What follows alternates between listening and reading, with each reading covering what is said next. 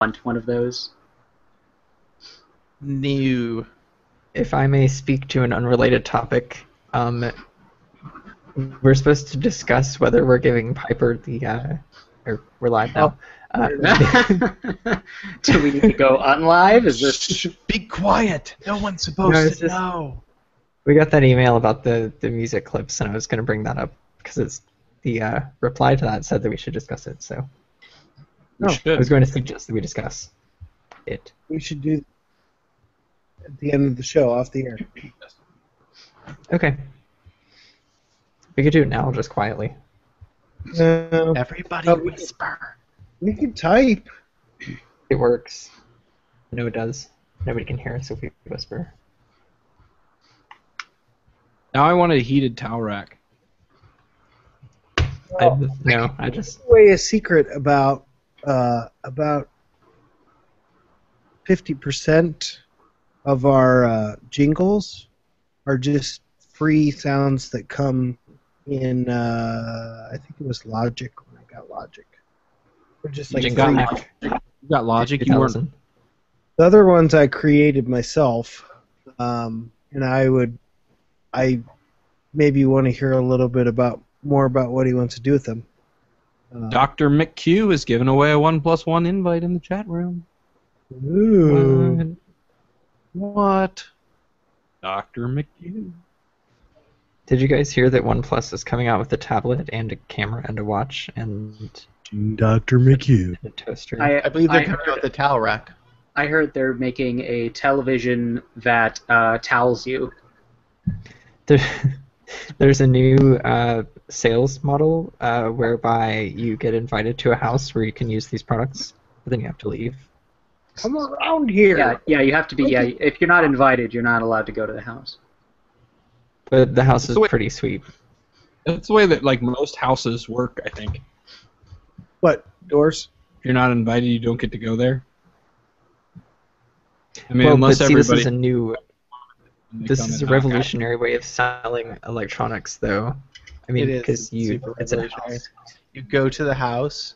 It's You like can't- buying you products can't right poop. from the comfort of your home. It's But you- better than shopping on the internet because it's like buying products from the comfort of your own home, except it's not your home. It's a nicer home. From the comfort of a stranger's home. Actually, you just go to the house and steal stuff. That's actually how it works. They It's give like a you a role-playing code thing. You to get get in, and you just take what you want. You put on your ski mask and your. The whatever One you Plus wear. house. You, You get don't have a to go big home, bag. but you can't stay here. You get a big burlap bag to put your loot in. I and you don't. just go.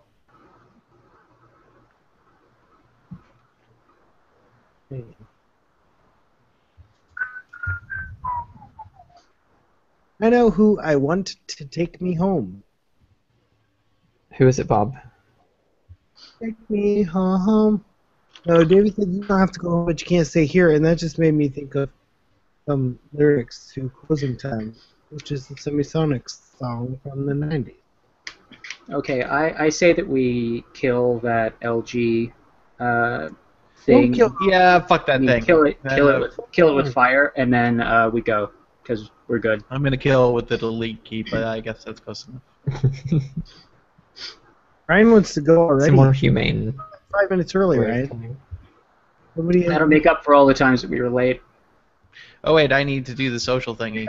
Yeah, 4 viewers right now. I and need to do something for at least 10 minutes. have to do If I have to, if I Having- randomly get up in the middle of the show, UPS is supposed to come pick up a bunch of heavy boxes, and then I'm gonna go have to tell him to come up and get the boxes. So I might be gone for a few minutes. So if you don't get up and leave the show, does that mean UPS isn't supposed to pick up boxes? That means I'm gonna have to choke somebody. If you do get up, I'm going to have to choke you digitally. I'm actually going to get toweled in the middle of the show. Howled by a man named Jeeves. Jeeves Yeah, is actually the UPS man. Jeez, He's tell going to me. towel me.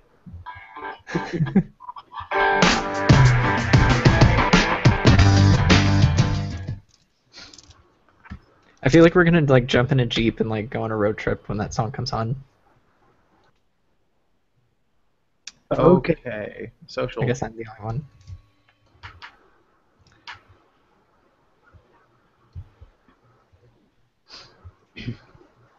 Pigeon Fudge says, I hate your articles involving soccer, but I love you guys, and I'm drunk in a bar with Mexicans while listening to your podcast with headphones. Huh. I assume he's Interesting. referring to the article I wrote about something soccer. About Well, how it's I called think soccer and not football. I think we all make fun of it a fair bit when we have to write about it.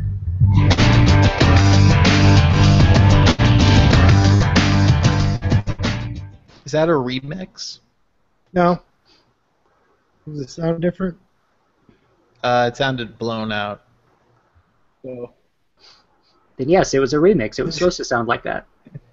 everybody's trying to It's the blown out remix. What is it? It's just so funny about how the stupidest little thing can cause the world to go in. It looks like Angry Nutsack. It might be. What does it mean, though, Bob? Does it mean he's going to Minnesota? I hope so. Wait, what? Wait, is he coming here? I don't want that. Jeeves is think- coming to Tallahassee, Minnesota. I don't want that. We're talking about Jeeves. And I want to First of all, Ryan, why I not? have no idea. I'm trying to Because that sounds sound. Oh no, still. That's good.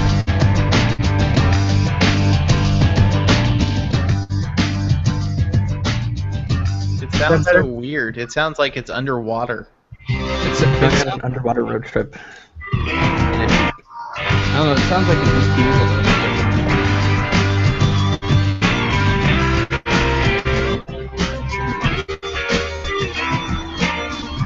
If that song makes me think, do you know who lives in a pineapple under the sea? Kid Rock.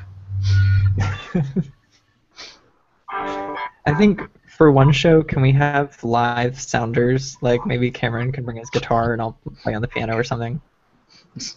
Okay, well, but that's sad for those of us that don't have any musical skills. Then we just look like chumps. You can I play have, the I have timbre. instruments, but no skills. Ryan, So you I'll ruin it for everybody. played your armpit.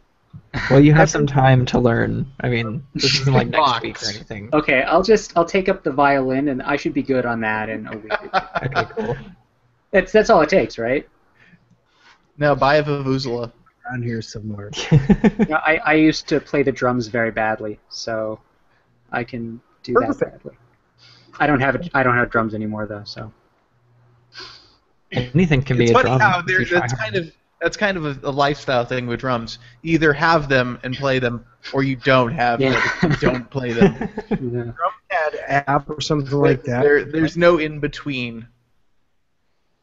There's a Drum link in the chat to an invite for 1+1.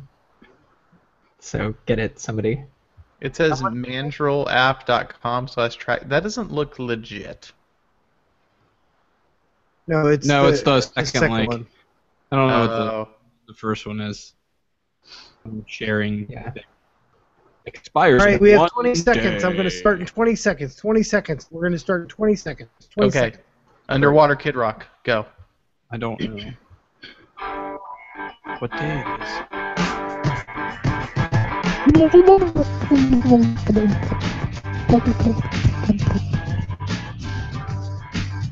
That was Underwater Kid Rock. Ladies and gentlemen, Underwater Kid Rock. Coming to the Red Rocks Amphitheater. His set's only actually 15 seconds long because then he drowns. Very low I would lung see that. capacity. How much are tickets? I went in. Ladies and gentlemen, Kid Rock dies at Red Rocks. A one-night event. Only. That's pretty funny. At least It's on. we're on air this time when we make the joke. we're really early to be this far down the rabbit hole. Rabbit hole? What does rabbit hole mean? Right? I don't want to be in any rabbit's hole. You know, speaking of which, I actually saw that video on Reddit where that German guy talks about shooting fish in a barrel and how ridiculous it is as a catch, as like an anecdote. Everybody should watch that. I Yeah, will. Is it the same guy who ranted about? He's like, I already how- have the fish in the barrel. Why would I shoot the fish in the barrel? Is this the same guy who ranted about why milk is better than Red Bull? I have no idea. Oh. If he's a German, a very Z kind of German, then possibly. As I recall, this person was. It was a good video. I'm recording now.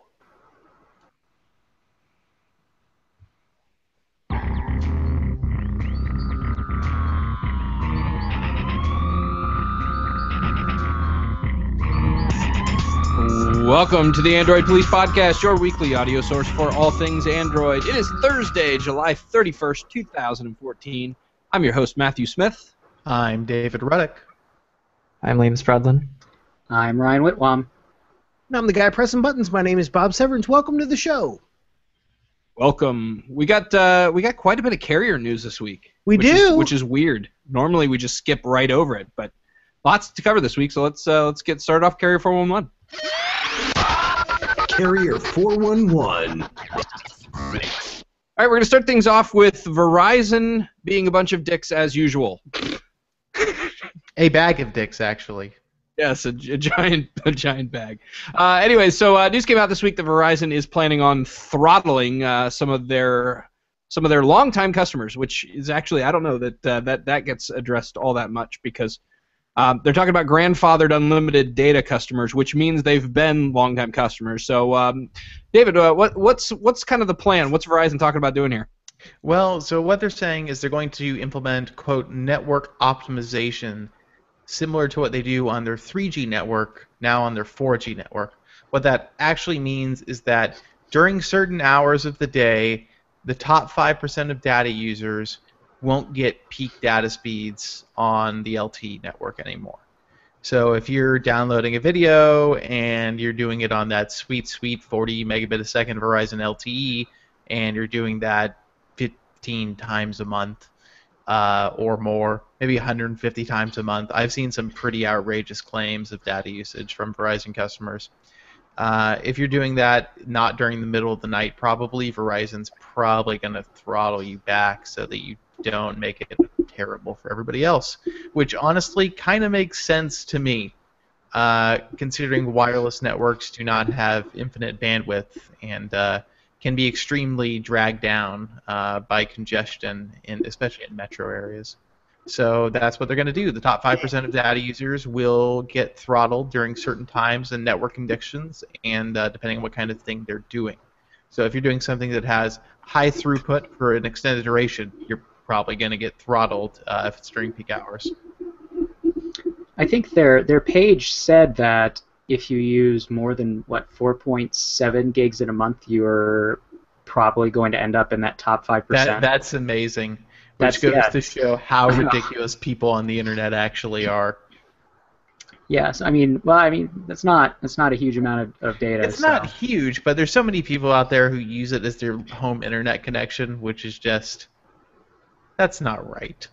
Yeah, obviously those people, they should have expected to be throttled, but you could run through 5 gigs of data in a month if you're just like streaming, music on a daily basis and use your phone for most of your, most I of guess your if it's high internet quality stuff. streaming, if it's Pandora or Spotify, I think you probably would be pretty well under that still.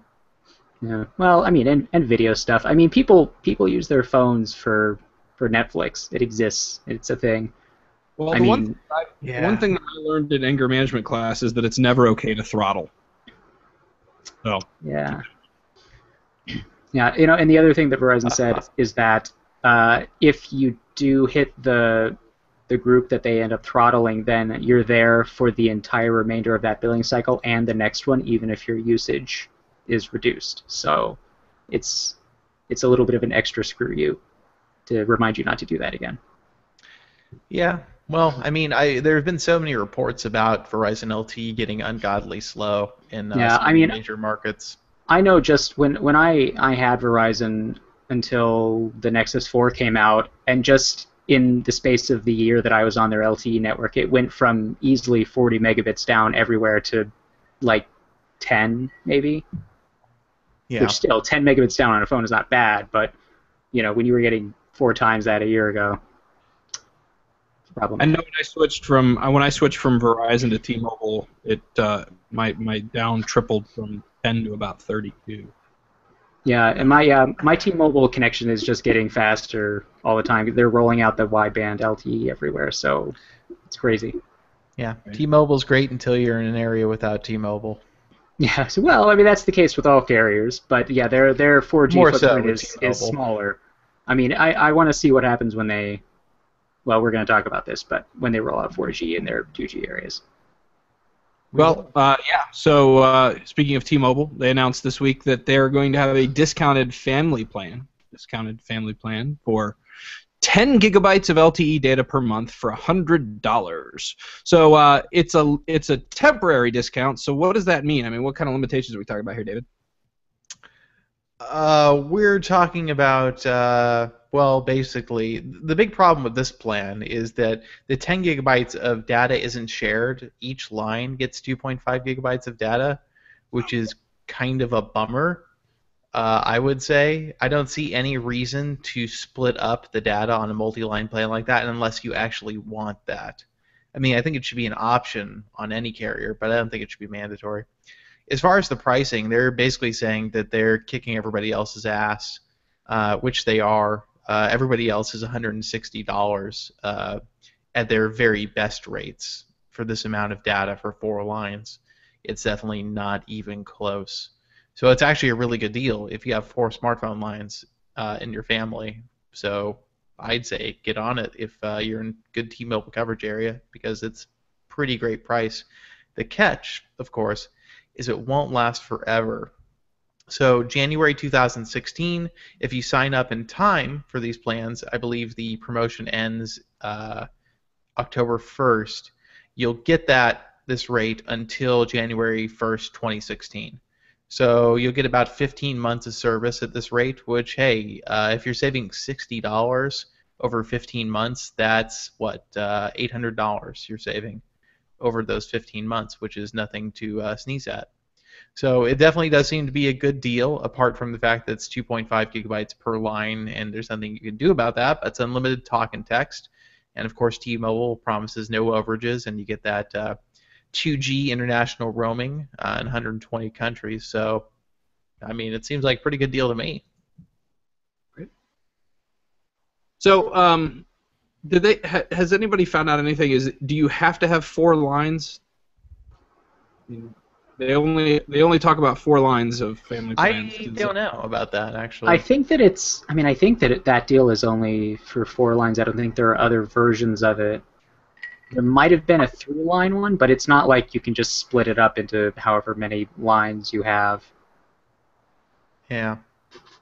They probably looked at the number, like the average number of subscribers, and decided that 4 would make the biggest or the appropriate amount of impact, whatever they wanted.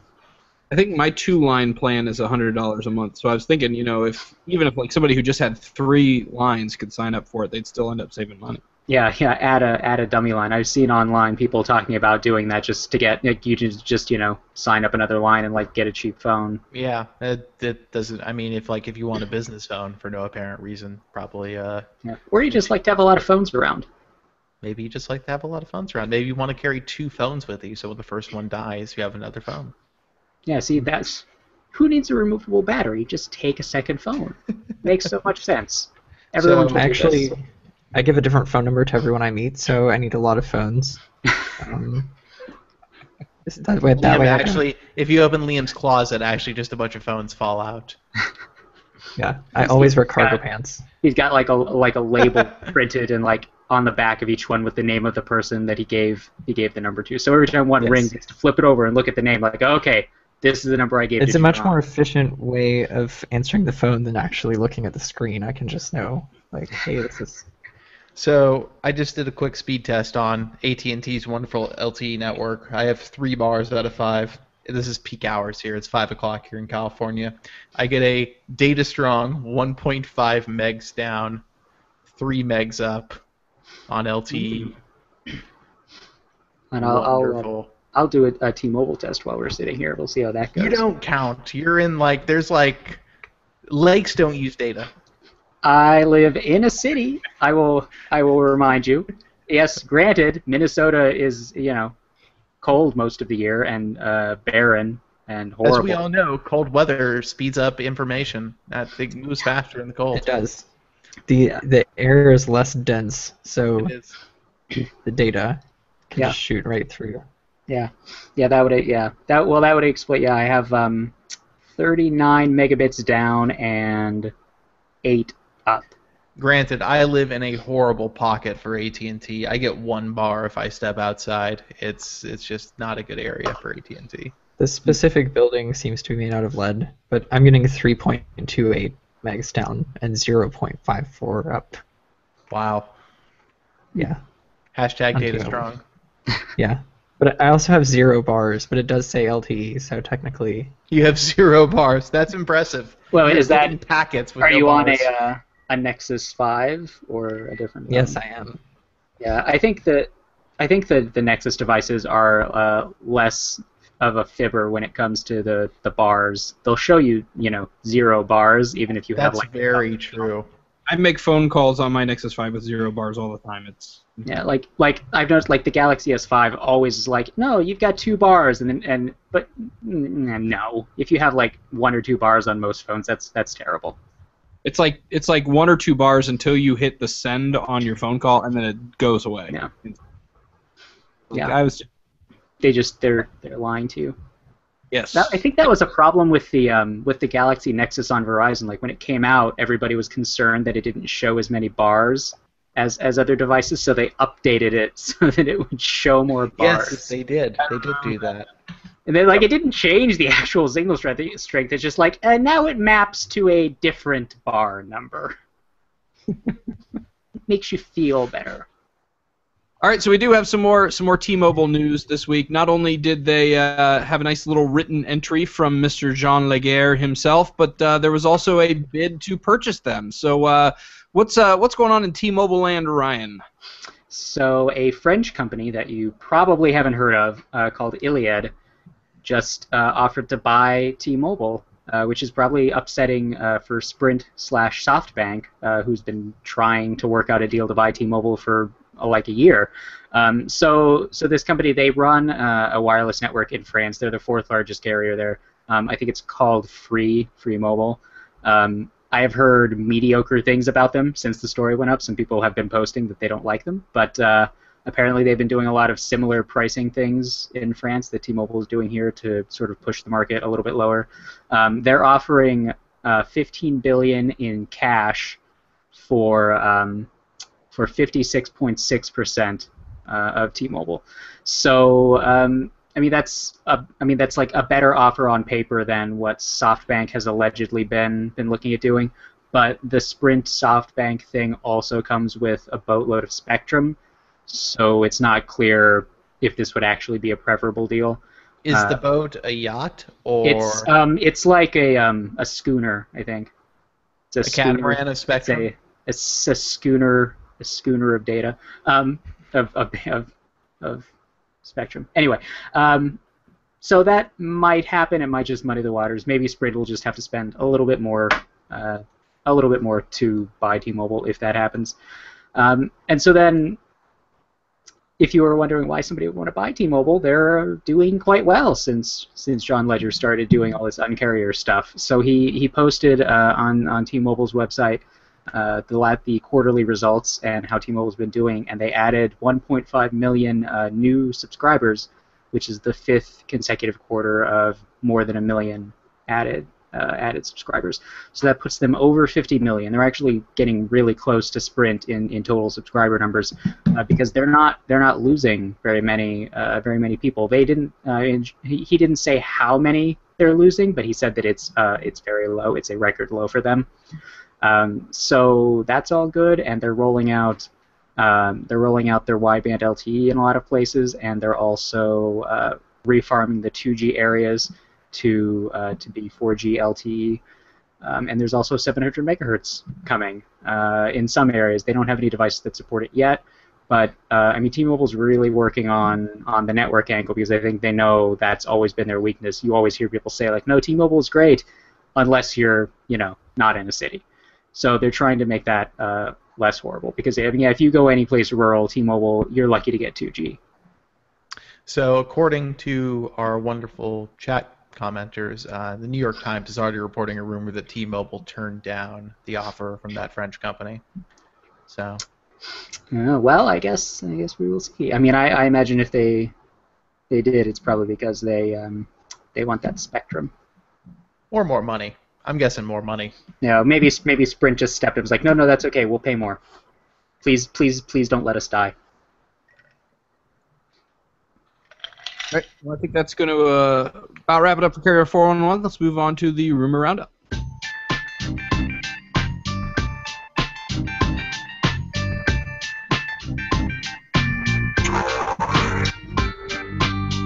All right, so there's a big rumor going around this week, and we're not going to talk about that right now. We're going to talk about some other rumors. Starting off with the Motorola pre-production device that was pictured this week, what could possibly end up being the Moto X Plus One. So, Liam, what do we find out from these pictures? Anything new? Well, we found out what it looks like, possibly, if it is the X Plus One. It has a 5.1-inch display, which is considerably bigger than the Moto X. It has the same kind of customizable back options, apparently. The pictures that we saw had a wooden back.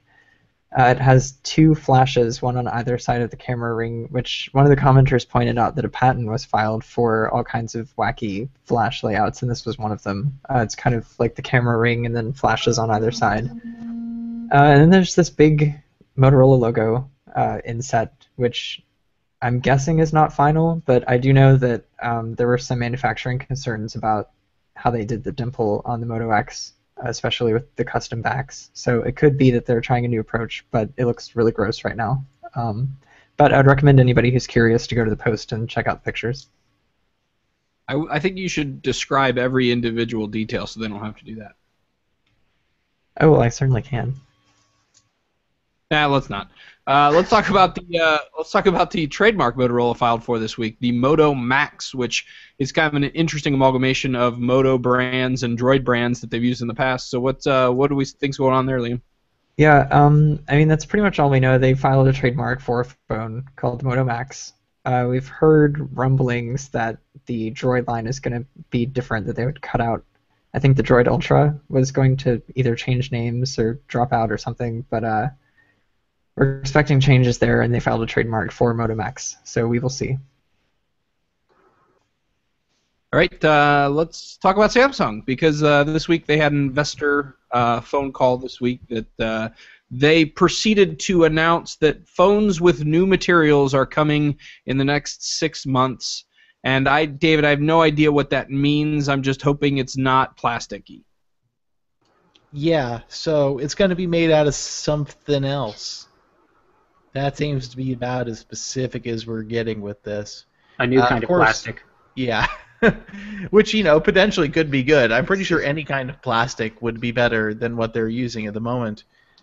But I'm guessing they're referring to the Samsung, the codename Alpha, which apparently has some kind of metallic frame, maybe aluminum. And so that fake plastic chrome bezel on previous Samsung phones will now be fake aluminum chrome. I mean, it'll be real aluminum, but it'll still be fake chrome, because I don't think you can chrome aluminum. Pretty sure that has to be steel.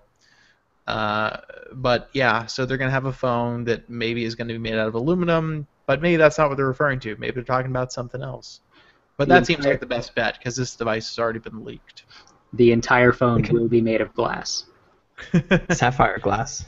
The entire Sapphire glass phone. That would actually be cool if they could make the entire phone out of sapphire glass and you could see the insides. I would. Yeah, it would be like the see-through Game Boy. Yeah, or like those ridiculous acrylic computer cases where the entire. I feel like plastic. See-through things were really popular in the 90s. They were. I wish it's true. I wish that would happen Game again. Boy Advance in atomic purple. Samsung's me too. Samsung's gonna bring it back, bringing back transparency. They're bringing back the atomic purple. I want the atomic purple Galaxy S5. I'd buy it. maybe. Wasn't there like a Minority Report phone or something that was actually just like a little piece of glass that you held, had a screen on it? I mean, I know they had heads-up displays like that, but I think there You was mean a phone. every iPhone 6 mock-up ever? Exactly. Anyways, they'll what? Somebody? Nope. Okay, let's go on to Go Google.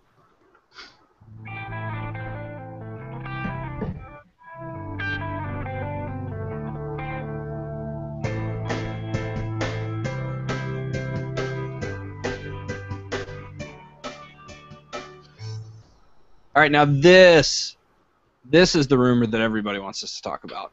It's not necessarily so much what the rumor, contains as much as it is what it means about potential goings-on this very podcast. Yes. I will leave the rest up to you to explain, David. Yeah, so maybe Google and Motorola are doing a thing that's a phone-like object. What kind of phone, David? I'm not willing to commit. Is it maybe something that starts with It's an very. N? It's centralized. Is it basically the name of an android in a particular movie? Yeah, it's maybe could be possibly. I'm not sure about this. A Nexus phone. I see. And what does that mean for you personally and your face? It means I'm gonna have to go buy a tarp. That's what it means. So it sounds like it's gonna have a 5.9-inch display, which joke's on everybody else if that's true. I really hope it is. You'll take a pie in the face if they make. I will take a pie in the face to upset the small phone people. I'll do that. The small phone people are really loud. They really are, and it's going to upset them very much if it's true. And I will also take a lemon meringue pie to the face with substantial velocity. Yeah, we should say it's called Shamu, which is pretty hilarious. It is actually. Yes. It's even more funny because the canceled LG Nexus that was being worked on was called Jaws. So that was Shamu awesome. and Jaws. Yeah, and the thing is, like, Who would win in a fight? Jaws. Shamu, Jaws, obviously. definitely. What? Who was what? He's got. Okay, whatever. He barely has teeth. That's an argument to get into after the podcast. But like, okay, so a 6-inch phone is obviously it's huge, but I mean, I think people that are really into Nexus phones are probably still going to buy it because it's not that much bigger than like a 5.1 or 5.5-inch phone. Like the Note 3 is. Yeah, it is gigantic. bigger than that though. But I mean, it depends how the bezel is and. Yeah, Motorola's been so good about bezels. Not. Well, the bezel on the Moto X is not bad. It's not terrible, but it's not great. Well, we will just see when this phone comes out and you have to pie yourself. I'm looking It up. will not be a bezel-less pie, by the way. The pie will have bezels. We call that crust. Round display. A 5.9-inch round display. That would be that Nexus would work real pie. well for the pie because it would match the pie. The pie would be round, the phone would be round. It all falls together nicely. It is a pie-to-face delivery mechanism. Yeah, a 5.9-inch phone is huge. I have an Ascend Mate. Hold on. So, an Ascend Mate, this is a 6-inch phone? Oh, wait, no, maybe it's 5.9. I have to check. I have it sitting here, but I have no idea how big it actually is. I just know it's large. Ascend Mate. I'm not telling you what website I'm using. By the way, marinescienceday.com clearly states that the killer whale would beat the great white shark. Thank you. Based on I knew what? it. Based on what? Because Science. he would just So- punch Jaws in the nose. with Right his here flipper. we have a 5.5-inch LG G3 versus a 6.1-inch Ascend Mate 2. Turn. Let's see the screen size. I would if the Huawei had any battery left. I mean, you can see, but not really. Oh yeah, you can tell. It's substantial. It's a big difference. And Yeah. the Mate 2's definitely got pretty small bezels. So it's a 5.9-inch phone is definitely big. The Note 3 is big, but it's definitely bigger than that. I also want to note that Shamu is supposed to have a fingerprint sensor, which is confusing because I don't know where it would go, but it's supposed to have one, so cool. Probably on its dorsal fin. David, I think with the codename Shamu, you have to wear a shirt that says Splash Zone. I support this. Especially appropriate too.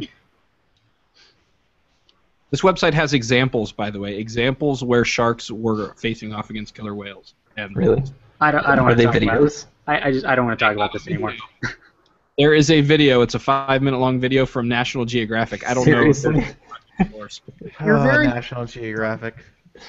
Matt, I really think Wait. you have to take into consideration the temperament of both of the people we're talking about. Shamu is a domesticated, trained whale, whereas Yeah. Jaw is a crazy-ass mudafada. Yeah, I was going to point out, like, this isn't just a killer whale versus a great white shark. This is the character Shamu versus the character Jaws. And as we all know, Jaws is an impossibly large great white shark. Yeah. Therefore, that's he would true. win. You need a bigger boat, and Shamu He doesn't would. even He have would need a boat. bigger boat. He doesn't. Yeah. Yeah, I Game, think game set match. So moving on, the information later reported after we posted this that Shamu is a Motorola-made Nexus phone tablet was actually the phrase they Yes, used, they which felt the need. actually it upsets me more than phablet. Because it's like you can just say it's a phone. It's a phone. It's a thing that you put to your face and you can talk to people on it. It's a phone. And anything under 6 inches is arguably just not it can't be a tablet. I mean, it could be a crappy tablet, but it's not a tablet. So that definitely adds some some solid evidence to our report. It sounds like that this happened as soon as Google decided to sell Motorola, because then it could be like, oh, we don't own Motorola anymore, so it's not playing favorites to build the Nexus phone with them. I also want to point out that part of the story that kind of has spun off is that the information was saying that Google wanted to use features that Moto had used, like in the Moto X, like touchless controls and stuff. But I think like we're seeing Google integrate that without having a new Nexus device, right? I mean, Google now has some of the touchless controls already, and according to things that we have posted previously, it's going to be able to read your notifications and work in the car in a similar fashion to the Moto X anyway. So I think that was already the plan before they even started working on a Nexus. I think the plans were really solidified when they saw our episode where David said he was going to smash himself in the face with a pie. That's when they were like, okay, let's do this. Do we have any phones around that we can just like finish in a few weeks so that this guy has to hit himself with a pie? I think it's interesting, though, if I can belabor the point any further, that the information also talked about Silver and how the guy who's basically leading Silver is gone now, so it's kind of up in the air. They canceled a Nexus in favor of working on Silver, and now they're questioning Silver and making a Nexus. So it sounds like Google is in a very indecisive state about how it's going to approach Android hardware. They've had something of a soap opera over there. Yeah, and then they announced that weird Android One thing at I/O that seemed Which kind of like it sounded like Silver for low-end phones. Yeah. Like Silver for developing markets, basically. Yeah, someone's Foghorn is going off. Yes. I think it was a plane going by Liam's. Yeah, there was a plane flying over. I'm right next to a small airport, so. Sorry. You should move before the next. I know. Just pack Before up and next get week. an airplane. Fly somewhere. Move closer to a large airport. Yeah, do the I think I podcast should- from an airplane. It's like a private airport, so there's all these guys with like these old timey planes and such. I should podcast from an airplane. Do they wear Like, goggles? are there any biplanes over there? It'd be cool if you could podcast from a biplane. That would be sweet. I think occasionally a biplane will land here. But Okay. Well, the next time you yes. see one, you should just talk to that guy. Be like, "Excuse me, I would like to do a podcast from your plane." I should do it while I'm like wing walking. Sure. That sounds safe. I just need to carry it to the ultimate conclusion here. You could do it with your Google Glass with a webcam attached to it. No, I'm thinking a Google Glass with a hand mirror in front of me so that you could see my face as I'm talking. What kind of hair product do you use? You could probably just stick to the wing like that.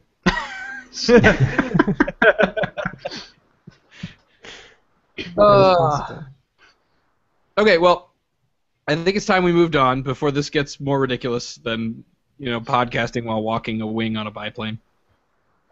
Stuck to it with hair product, nonetheless. Let's talk a little bit about Android TV. Apparently, the dev kits are shipping around to various devs.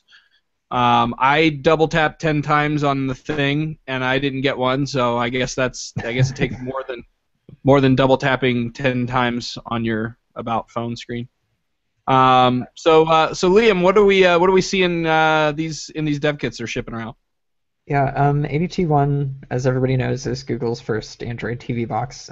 Since nobody has released one yet, obviously it's still kind of in a developer ramp-up phase. Some people got them at I.O., but there was a form you could fill out to get one mailed to you. And the first batch of those is going out right now. And it includes the box, which is Google's own development hardware, all the cables and such, and a game controller, which it's a pretty generic game controller. I'll be posting about the whole thing later, but regardless, developers are getting them now, so maybe we'll start seeing some Android TV experiences come out, although nobody can use them yet. Cool. I will say the packaging on the dev kit is very nice. Google's very good about that. It's reminiscent of the glass packaging, except it has green accents. It's wonderful. Yes. Wonderful. All right, so let's talk a little bit about Nexus 7s, because as you know, they're getting a little bit long in the tooth, a little over a year old on the Play Store, and it's looking like we might be running out of them rapidly, right, Ryan? Yeah, you can only get the GSM LTE version in the Play Store right now. The ones that come with AT&T and T-Mobile SIMs are gone, and all of the Wi-Fi only ones are gone. And they say we were out of inventory. Please check back soon. So they're not, it's not the ultimate end of the line message that you get on devices that they've completely pulled. But at this point, I have to assume they haven't been producing new ones for a while. So I don't know if we will see them back in stock, but the last we heard, we're still a few months away from the supposed new Nexus tablet, Volantis, from HTC. So assuming that exists, then we're looking at maybe a couple months with no Nexus tablets from Google Play. Womp womp. Wop wop. Yeah. Well, good news is there are like a billion refurbished ones that you can buy. So Literally a billion. yeah. And they are on sale all the time. Yeah. On eBay. They are. I got one. It was on sale. It's real. Yeah. It's a thing. Does it? So does it work? It works Was fine. it refurbished correctly? It's good. All right, so let's move on a little bit. We had a promotional animated image of questionable pronunciation that was Hard G, always. all right. So we had one come out this week, a rather poorly made one that came out, I might add, that illustrated some functionality in Google Search, but there were also some interesting tidbits about some icons that may or may not have been on the screen, that may or may not have been intended for public viewing. So what do we know from this little animated image? So Google has a habit of releasing GIFs to Google Plus and other venues to demonstrate like little quick tips about stuff you can do. But this one was really poorly put together. It was a screenshot from Android L with the pre-L status bar and navigation bar pasted over it. The status bar is actually misaligned, and it had the IMDb app, a dog food version of the Photos app, and an icon that was just a boilerplate square with a steering wheel on it that said Google Hands Free. Like, that was the name of the app. So this is something that we posted about a long time ago about it was codenamed Kit at the time because it's meant for when you're driving or otherwise should not be looking at your phone. So it's kind of like an in-car hands-free operation kind of interface. Everything's stripped down. It reads new notifications aloud to you, and you can wake it up by waving your hand.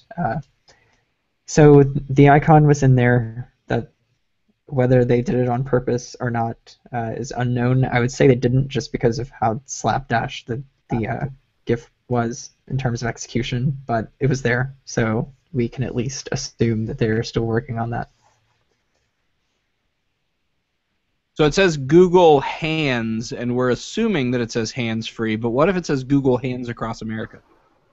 That would be weird because it's a steering wheel.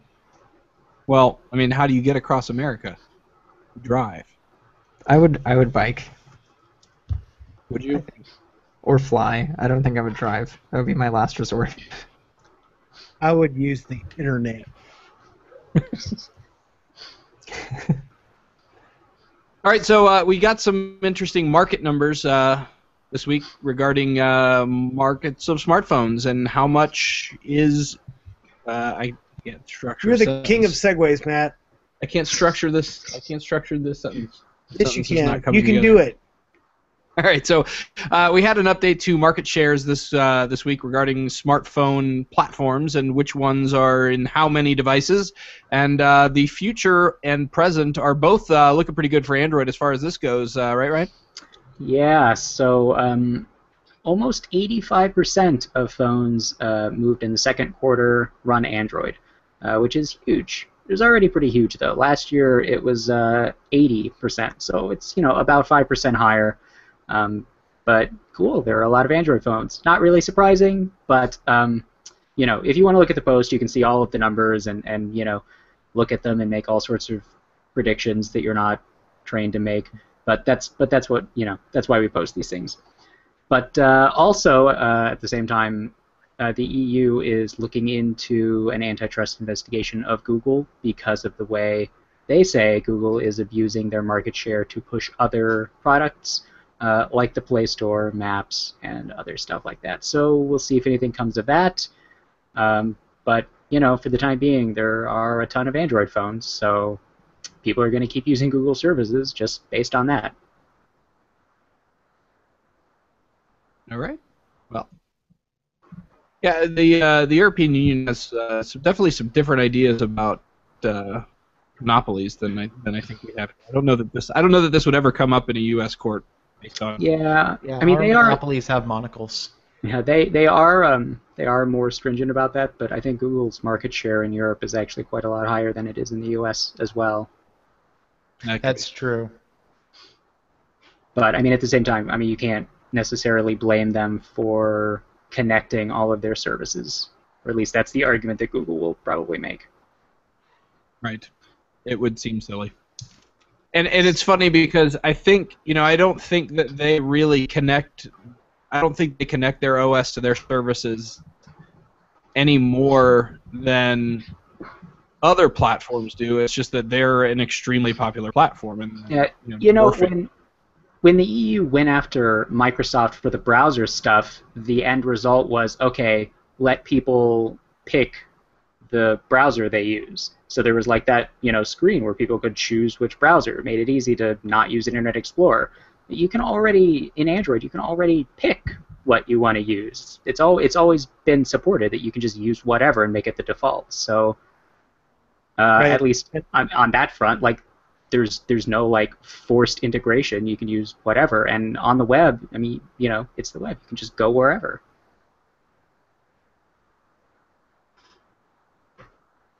Yeah, so maybe you just boot up your phone soon, and the first screen you see is, do you want to use Amazon App Store or Play Store or, I don't know, is Handsense still a thing?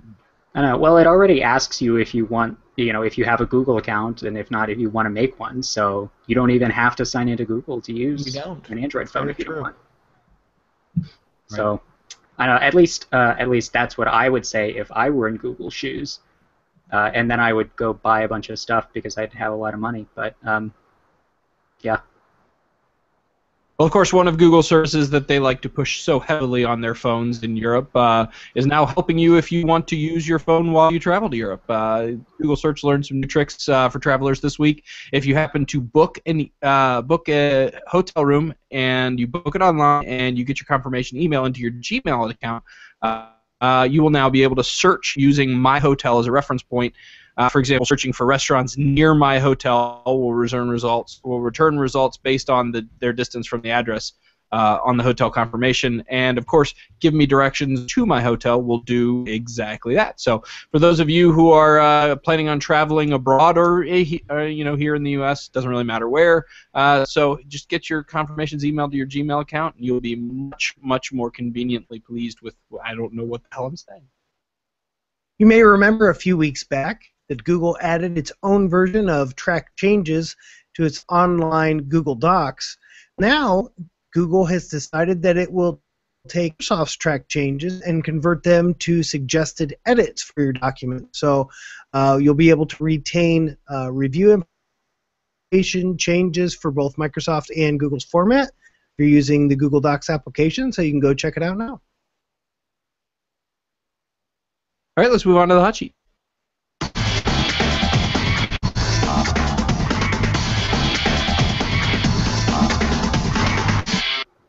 All right, so in Japan, HTC has announced a new phone, the HTC J Butterfly, the newest edition, anyways, which, interestingly enough, is not a phone that we get here, but it's something worth getting at least a little excited about because it usually signals what HTC has in plans for future phones that they do release here. So, Ryan, what do we know? What do we know about HTC's plans based on the J Butterfly that was announced? The Butterfly series of phones are devices that HTC releases only in Japan, and they're often similar to devices that we get here. I think the first one was essentially the Droid DNA, but this one it's a lot like the One M8, but it is instead of being metal, it is polycarbonate, but it is water resistant, which is cool. And then on the back, it doesn't have a regular duo camera. It has a regular 13 megapixel camera. I say regular duo camera, like that's a thing. But it has a 13 megapixel camera, a standard camera, and then the second little the depth finding sensor. So it's a duo cam, but it doesn't have an ultra pixel camera attached to it. Yeah. HTC has been doing this with a couple of phones. They've been swapping out, instead of doing the 4 megapixel sensor, they've just been doing a conventional 13 megapixel. So we don't know if this signals some sort of change down the road, but I think people were pretty disappointed with the same 4 megapixel sensor in the M8 this year. But HTC hasn't had enough clout to really get people to make custom image sensors for them. So I mean, they might just have to do something else simply because they have to. So this device is Japan only. Maybe we'll get something like it elsewhere later, but I guess, just have to wait and see. All right, so for those of you who have been waiting for an Amazon phone... with bated breath, Matt. Yes. Well, I mean, to be fair, we have been hearing that it's coming for about the last 70 or 80 years. So, anyways, for those of you who've been waiting for an Amazon phone, it looks like your wait is finally over. Amazon is officially selling the Fire Phone on Amazon.com. You can also get it from AT&T. The prices are $199.99 on contract or $649.99 off contract for the 32 gigabyte version. It's an extra $100. Either way, if you want to upgrade that to the 64 gigabyte version. The HTC Desire 610 is now available from AT&T, making it the first time in years that the Desire brand has appeared on carrier store shelves in the U.S. The phone is very affordable, going for just $199.99 without an annual contract, but with a 2-year contract, you can nab one for 99 cents. As far as specs go, the HTC Desire 610 is about middle of the road, 4.7-inch screen sporting a 960 by 540 resolution. And on the inside, we have a 1.2 gigahertz quad-core Snapdragon 400, a gig of RAM, 8 gigabytes of storage, expandable via a micro SD card. So you can check out the HTC Desire 610. It's available from AT&T. All right, and device updates. We've got a couple of Motorola updates to announce, starting off with a 4.4.4 over-the-air update rolling out to the Moto X and Moto G on Verizon. Sprint also seeing 4.4 roll out in the form of a soak test on their Moto X devices. And for those of you who don't recall, the Moto X and Moto G all run a skinned version of Android, but very lightly skinned, so it's pretty similar experience to what you're going to see from stock Android. So if you have one of those devices, you should expect to see 4.4 very soon. You remember those Nabi tablets that Cameron is always going on about. The DreamTab HD8 gets an over-the-air update, bringing it to Android 4.4. As far as we can tell, this is the first Nabi device that has a 4.4 device build. Not that a kid-friendly target is going to be one that, they don't really care if they're on the latest and greatest version of KitKat, but newer is better, right? Anyway, the update is going out to tablets starting on, it started back on July 30th, so if you just hop into mommy or daddy mode, you can go in there and check for updates. All right, let's move on to product reviews. It's time for product reviews. This week's product review is about a product, and it will be given by David. Several products. Several products, in fact.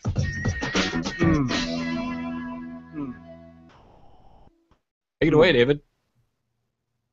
Okay, what am I taking? Product reviews. And that was product reviews with David Ruddock. So, I reviewed some headphones that Samsung made. They're called Level. Samsung is just trying to take away market share from Beats. That's really what these are. So it's really easy to approach these with a very cynical eye, which in some respects is kind of fair. So they've got 4 Level products: Level In, Level On, Level Over, and Level Box. And yes, the last one does not fit the whole preposition thing, kind of annoyingly. I don't know what you'd call the box, though, that would be like a preposition, like level. I don't know. I'm really not sure. What? Got on, in, box is like all around, right? I guess. Maybe. It's weird because you can be Level boxed in, or you can level on, around. or you can be boxed. That might be good. Level off. Level around. There you go. So the Level Ins are earbuds. They cost $150, and they are objectively terrible. Some of the worst earbuds I've used in recent memory, which makes sense because Samsung's last attempt at a premium earbud was also terrible. I'm pretty sure these are almost as terrible. They even use a fancy hybrid armature driver system, so there are 2 balanced armatures and then a dynamic driver for bass. But they still sound really, really empty and hollow and trebly to the point that your music gets sharp and crispy. It's very uncomfortable to listen to music with them, not to mention the headphones themselves are not comfortable. They're hard to get a seal on. They kind of want to fall out of your ears a lot. They're just a bad product. They look kind of nice, but that's about the only thing they have going for them at all. There's just no reason to buy them. Total write-off right there. The Level Ons are the on-ear headphones that I'm actually wearing right now, if you're watching the video. I like them. They're not great. As far as sound quality goes, they're probably maybe a $80 to $100 headphone, if that. It depends on which headphone you're talking about. Maybe like $60 to $80 if you get a nicer pair of Sonys. They're not very good. They don't do Bluetooth. There's nothing special about the technology. They do have a modular cord that you can detach, which is a nice little convenience that I like on any on or over-ear headphone. The sound, I would say, is respectable. I enjoy listening to music on them, but if I put in my Grottos that cost $80 less, the music sounds twice as good. It's not really a contest there. They're not overly bassy or anything like that, though. They are decent, and they're very comfortable, which is what I really like about them. The soft leather on the ear cups is very nice. They feel very premium. They fold up. They get totally loud enough for use with your smartphone, and I think they look nice. A lot of people don't like the white ones with the brown leather. I think they look pretty okay. I don't love them, but I don't think they look bad. They also come in black on black, so those are obviously much less conspicuous. The other one, headphone Samsung made is a level over. Just to go back for a second, the level on are obviously designed to target Beats Solo HD or Beats Solo 2.0 headphones, which cost $200. Level ons cost $180.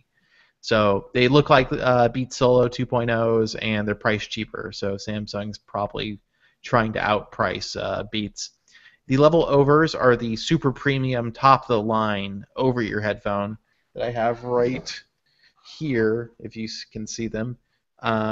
They are very nice, actually. The leather headband and ear cups, again, supremely comfortable. I wore these for like probably 5 hours last Thursday when I wasn't on the podcast at the airport and on the plane, and they were great for noise cancellation. They have a noise cancellation button on them, so you turn the headphones on. They're Bluetooth or wired.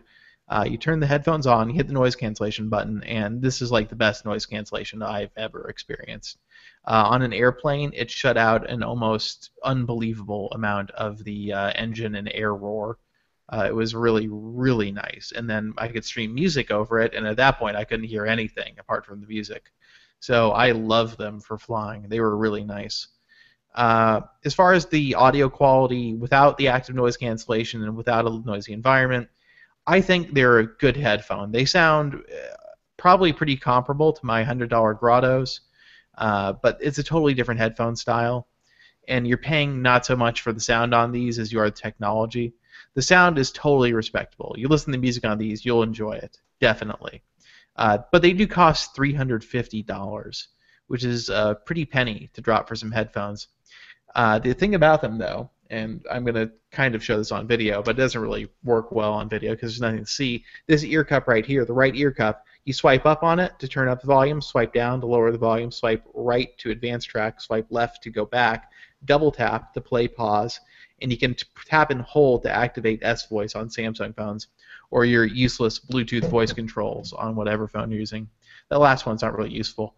But the advancing track and the volume is super cool. The volume is extremely sensitive, so you can just scroll up a little bit on the side of your ear if you want the volume to increase just a little bit.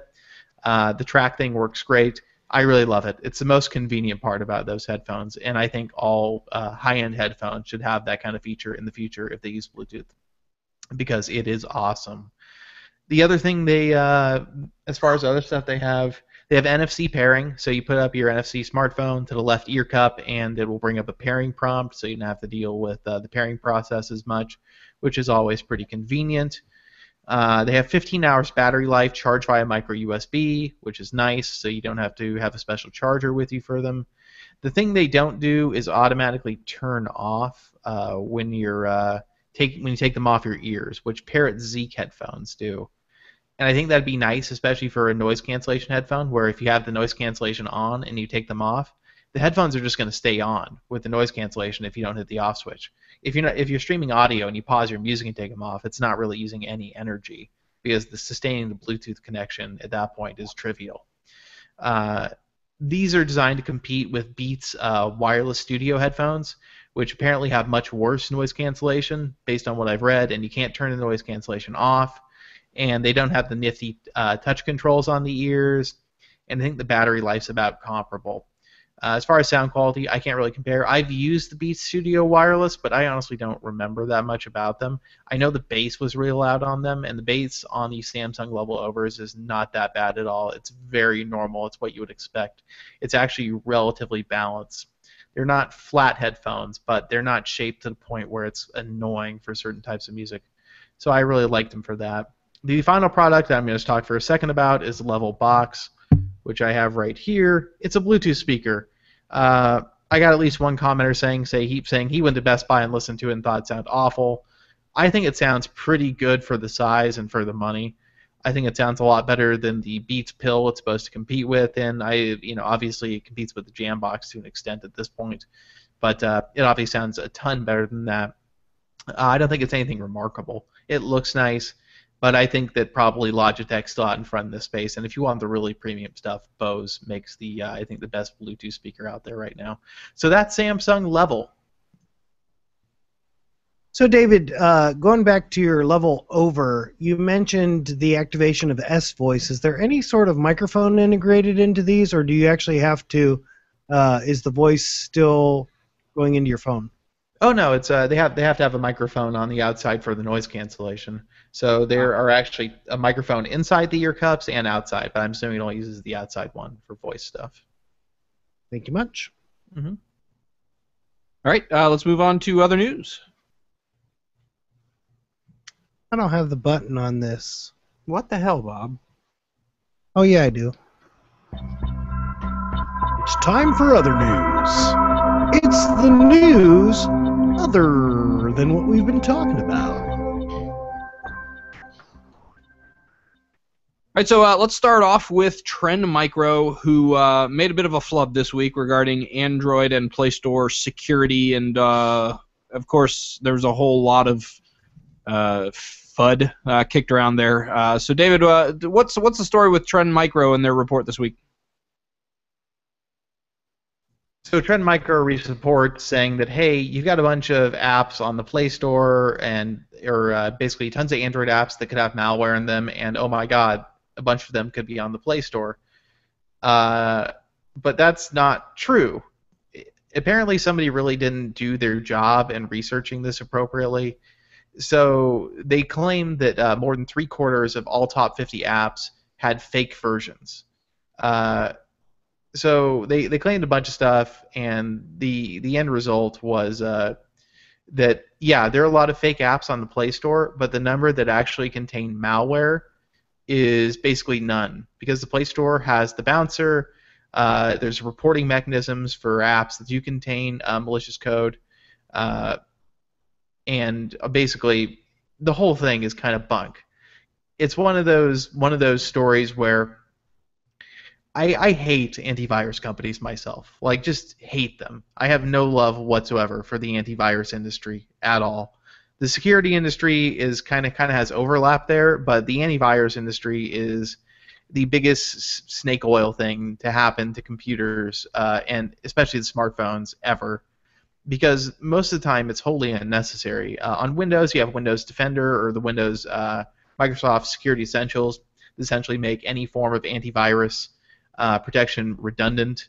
On Android, you have the Play Store, which is a protected content ecosystem.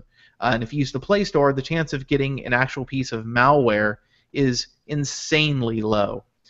You would have to go through some hoops to get to the point of a Play Store app having a piece of malware on it, and Google keeps very much on top of that.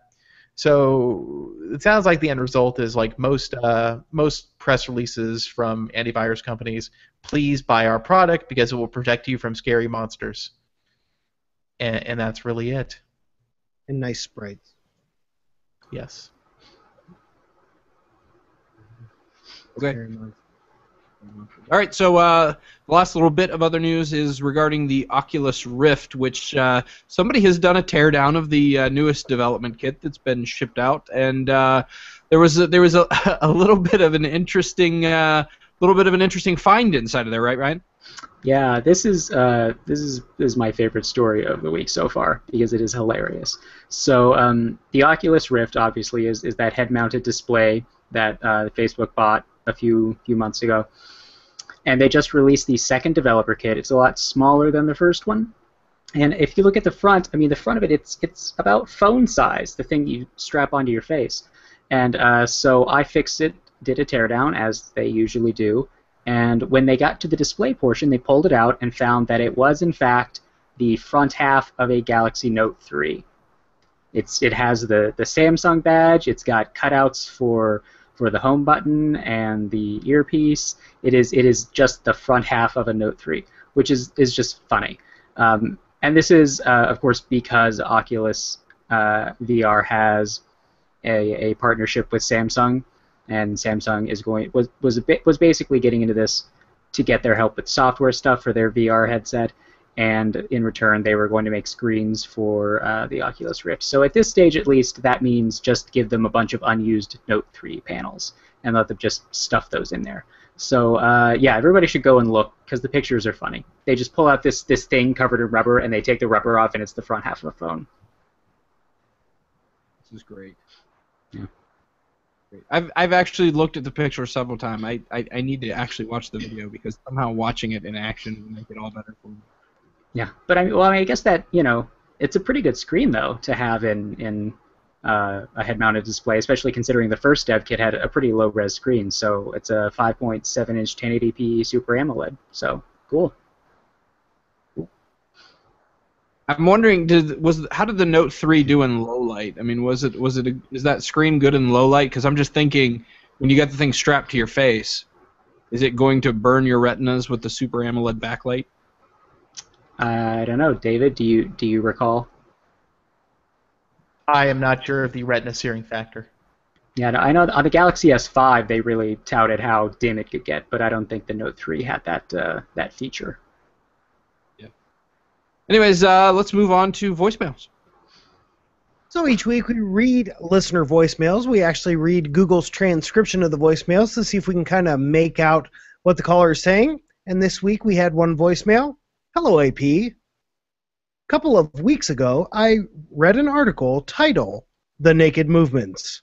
This article came in mind last week, and I listened to Mr. Ryan would want to do his breakdown on the Sapphire. That usual to tweak news for hey and make me thank you, gotta May. Euchre's most of the device. However, that is a Autobahn still, or the black that I bought. Want to go protect your device. I go kill training. They gonna hook you, have a stake of not working. But it's so. My question for the good place. What's hey at your console box? Lamar, or you will support. All right, best today, ooh tonight, but. I just want to take this opportunity to say that I do, in fact, want to do breakdown on the Sapphire. Hello, Abe. Very nice. Hello, AP. A couple of weeks ago, I read an article titled The Naked Movement. This article came to my mind last week as I listened to Mr. Ryan Whitlam give his breakdown on the sapphire material that's going to be used for screen. This also made me think that for the last many years, most of my devices have resided in an OtterBox, just for the simple fact that I learned long ago, protect your device. I hate broken screens. They go in looking nice, they come out looking nice, etc. My question for the Android police, what is your custom box? Or are you a supporter of the naked movement? This is the end. Oh, fuck it. Good night. Oh, Piper stuck an obscenity in there. Well, now we have to put a mature tag on the show. Well, maybe. We're off to beep that out. Wow. Very nice. So, he also was asking about your box, which, hey. Anybody, are you a naked or are you a box? I do not use cases on my phones, ever, really. I mean, I have one case right now for my Nexus 5, but I got that free from the company, so I don't really use it a whole lot. I've never really had a problem with devices getting damaged. I never use screen protectors, and I haven't had a scratched screen in a very long time. I'm sure that there were probably situations where a case would save my phone, but I think there were probably just as many cases where the case would not do that. I mean, if you drop a phone a certain way, it doesn't matter if you have it in, a case. It could still break. But, I mean, even on tablets, I don't like cases that stay attached to the tablet. Like I have a slip case for most of the tablets that I use that I take off completely when I'm going to use it. But, I mean, I understand why some people do use cases because they're paranoid about breaking it. But, I mean, phones are already so big. I don't want to add more bulk to it. I never use a case just because I feel like the phone was designed a certain way for a reason, and I don't want to disrupt that by putting a case on it. But also, cases don't feel comfortable to me, and I do have slip cases for my tablets, but that's only because it looks nicer than carrying around the the naked device when I'm not using it. There's always kind of a moment of panic when I finally do drop a phone and some like minor scuff or dent or something happens, but then I get over it pretty quickly. Most of the phones I don't use aren't mine, so they're definitely not in cases ever. I've dropped my Samsung Galaxy S5 review in it like 4 times. It's got dents all over it. I can't remember the last time I dropped a phone. Which is I do it odd. relatively often. I mean, not Yeah, that well, often, not like you did, catastrophically. You did destroy your Nexus 5 a few months ago, so I have dropped and destroyed 2 phones, and basically in the same exact manner. They landed face down on a hard surface and just utterly shattered the screen. I have never broken a phone or a phone-like device before smartphones were a thing. So I'm lucky right now. I actually broke my iPad Air a week after getting it. Yeah. It was the middle of the night. I went to go get a drink of water, and I set my glass down after drinking, and I didn't realize until later that it was the iPad. So did that break the screen? Yeah, I kind of like halfway dropped it as I was putting the glass down. I drop things somewhat often, apparently. I guess. You're just a very clumsy person. I am apparently a clumsy person when it comes to things in my hands. You should just wrap everything that you own in bubble wrap or something. Yeah. That's the secret right there. Yeah. Wrap everything you own in bubble wrap. Why aren't there bubble wrap cases for phones yet? I mean, that should be a thing. You can make one, Matt. But then Someone should go on Kickstarter with this. Yeah, you have to replace it after every few drops because the bubbles pop. I feel like people will just idly pop the bubbles too. Yeah, They say that would, the fidget factor is one of the hallmarks of great design. So what do people fidget with more than bubble wrap? Exactly. This is a Kickstarter. We're doing this. You could definitely, you know what? You could get this funded. Stupider things have been funded. We'll call it Bubble. BUBL. Yeah, even if Kickstarter doesn't work, you can probably get it on Indiegogo. The delivery estimate will be like sometime in 2015, like some point in the future when people will have forgotten about it, and I will have used the money to buy a building in Kansas City. Yeah, that's it. APHQ, founded by Bubble. Yes. The case that never happened. Also, you could sell it in packs of 5 if you ever actually got to that point. That way, the fidget factor would be somewhat negated. No, in 2015, you just send all the backers a package of just little bubble wrap sacks. That's all there, and you drop your phone in it. You tape the top up, and there you go. That's your bubble case. We have fulfilled the minimum requirements of the Kickstarter. Leave us alone. I like that. Just make one side, though, a transparent window, and then the rest bubble. Yes, but back to the original question. I am, I guess, part of the naked movement when it comes to the phone. But I always, for tablets, I prefer to have a case that I can use as a stand, just because I don't want to hold a tablet all the time when I'm using it. So. I agree. A tablet's more of a consumption device. You got to have some sort of stand, so that so you're not holding the thing all day long. Right. But I think so much design, everything, all the way down to how you hold the device, how it's balanced in your hand, everything, if it's done right from a design standpoint, they factor in how it feels in your hand, how it balances, and to add something to that where the manufacturers of these cases are not really taking those things into consideration. They take protection into consideration as the primary factor, but not necessarily how the thing feels, how it operates, how it balances. So I'm naked. I like to use my devices predominantly naked, but I also find myself in lots of situations as the device gets older that I own, usually a battery case comes around.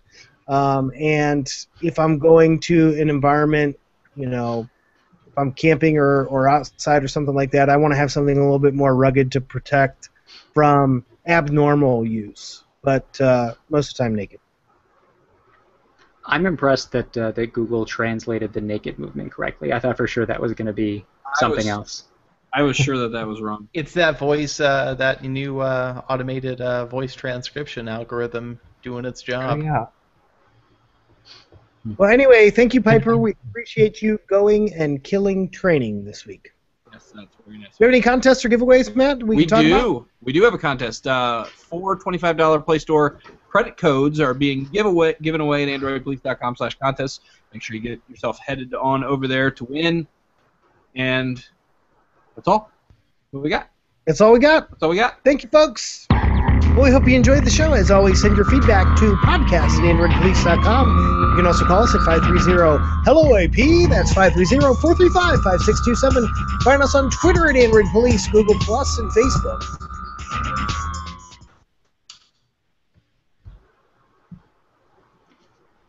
Okay. All right. Yay. So that's done. So that's done. Yeah. I hate that our show has become a chore to you, Ryan. We really want to get you back to the point where you like it. Yeah, it's the worst part of my week. Aw. Right after sales posts. Whatever. You got to do what you got to do. Got to pay the mortgage somehow. We haven't had a kernel source post in a long time, I think. We have. I think we stopped monitoring it. I think You know, our whatever, comment like- took it off. That's, easy. Yeah, it's a whole 90 words. Yeah. Colonel Sword. All right, I think I'm gonna head out to dinner here soon. So Yes, I am See you also guys. going to do that. So yeah, I will see you guys later. Well, hey, are we going to talk about that thing before everybody?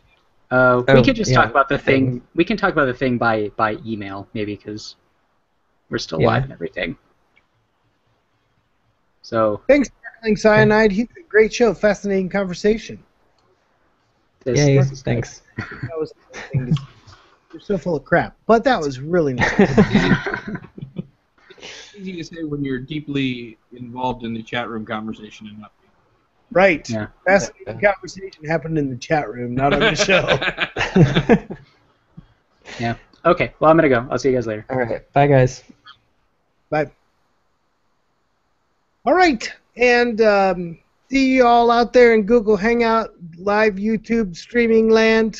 Yes. Hopefully I'm not on your screen that's any larger than 10 inches because I'm slow and I'm just in a little square and I'm bald.